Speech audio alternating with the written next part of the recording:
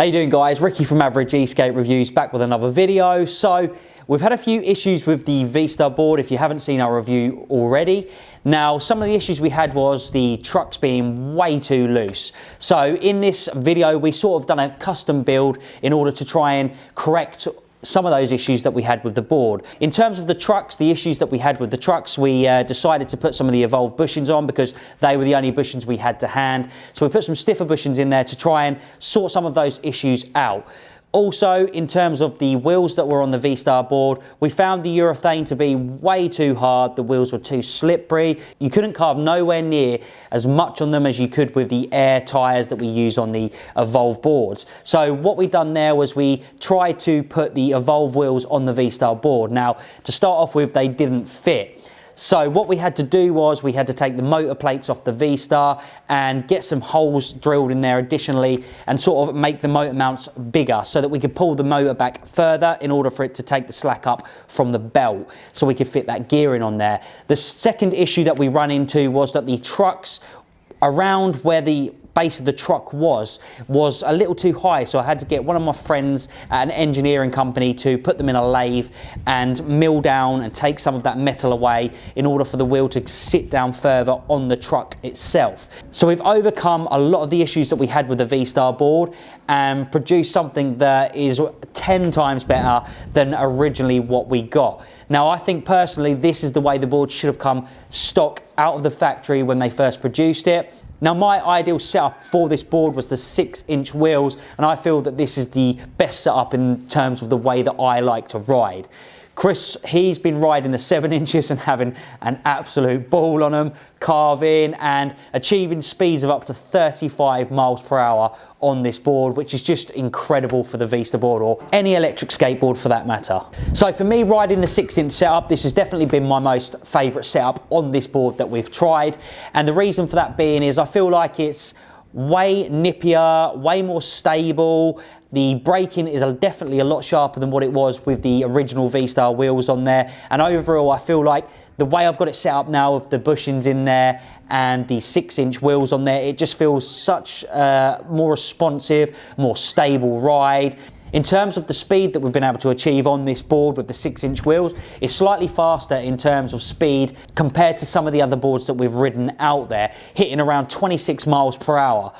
And in terms of the way that it's actually performed in terms of battery sag, little to no battery sag whatsoever. This thing is just powering through everything we've put it through. We've been going off-road, on-road, and it just seems to just handle everything we throw at it. The only issue, like I mentioned in the Vestar review, is that ECU, which is obviously just a bog standard stock ECU, which is not customizable at all. So it'd be nice for Vestar if they brought out a newer version of this board to maybe take some of the improvements or customizations that we've done to this board away with them and implement them into a future board that they bring out. So in terms of the gearing setup that we've got with this board, I'm using the 47 tooth gear with the 6-inch AT wheels.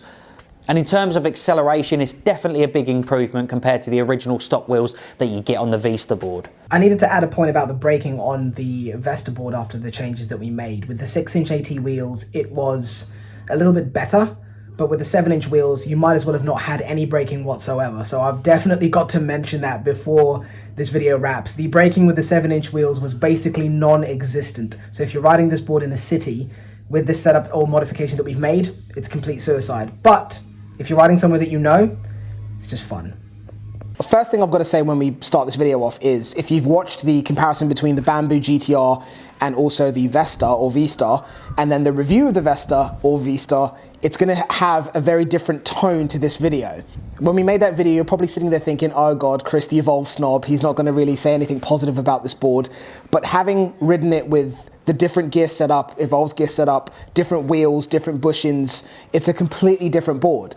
The 6-inch wheel setup wasn't too different to the original wheels that come with the Vestar, which are between 7 inches and 6.5 inches airless tires. But of course you correct the vibrations, the grip, because you have aired tires with an inner tube versus airless tires. So a lot of those issues are rectified. But issues in terms of the twitchiness and the unpredictability of the board are still there. And I didn't enjoy riding it with the 6-inch wheels, even with the wheels from Evolve with the aired or inner tubes. But when we switched to the 7-inch, completely different story. because of the extra power you get out of the Vestar or the Vestar board, when you partner up with the 7-inch wheels and you're able to hit speeds of 30 with 13 mile an hour headwinds or 35 on a completely calm day with no headwinds, first of all, that's just a joke, it's insane.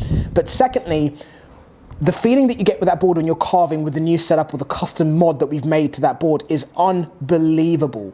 It's still unpredictable and it's still twitchy, but it changes from being a negative to being kind of a positive. If you're kind of that thrill seeker, the guy that likes to get into his carves, get into his riding, throw on some headphones and just go nuts on a board, I've had so much fun carving on that board today, to a point where my thighs are done and I don't want to ride anymore because my thighs are genuinely in agony after how much carving I've done. I've pushed the board much further than I've ever pushed a board. I've been carving in a lower stance than I usually or typically carve on any other board, including the Evolves, and it's been unbelievable. But I will mention that I'm carving in a place and I'm riding in a place that I'm very comfortable with. We're very close to my house. It's a completely shut down area, no cars, no pedestrians, no bikes, so you can push things a little bit further. But if I was on streets, on the road, I would prefer my much more stable, much more predictable Evolve board over this. But being in a space like this, being able to push a board to its limits, this board has been unbelievable. Something that I've realized over the course of making the modifications that Ricky's made to this board is that although we mentioned all of the issues that it had, the trucks, the bushings, the fact that the braking wasn't great, the acceleration wasn't great, and we've corrected most of those issues by adapting different parts onto the board.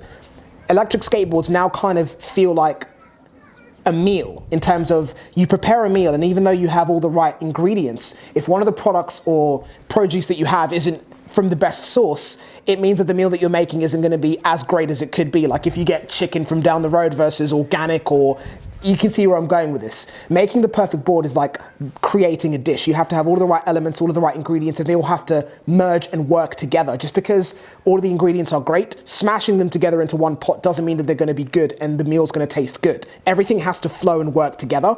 Essentially, this has given me a new appreciation for electric boards. Just because you have all the best parts smashed into one board doesn't mean it's going to be the best board. They all have to work depending on how the rider wants their board to feel. But in terms of my appreciation for the Vestar or the Vestar board, it's way up here.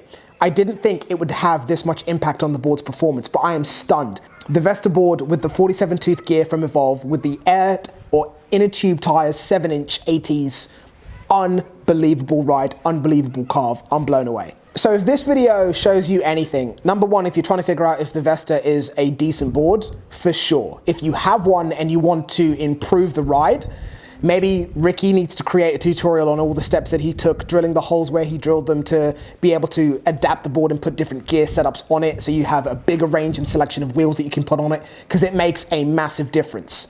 Although we still have the issues with the twitchiness, depending on the wheel setup, it can make a big difference on how that twitchiness affects you, if it's going to be a negative thing or it's going to be a fun, extreme, positive thing. But the underlying factor is that I definitely underappreciated what the Vestar board can do. Great motors, great battery, very weird ride, but it's been an absolute blast. So if you're considering if that is a good board or a bad board, I think if you make the right changes and you give it a go and you find that it fits your type of ride, there's absolutely nothing wrong with this board.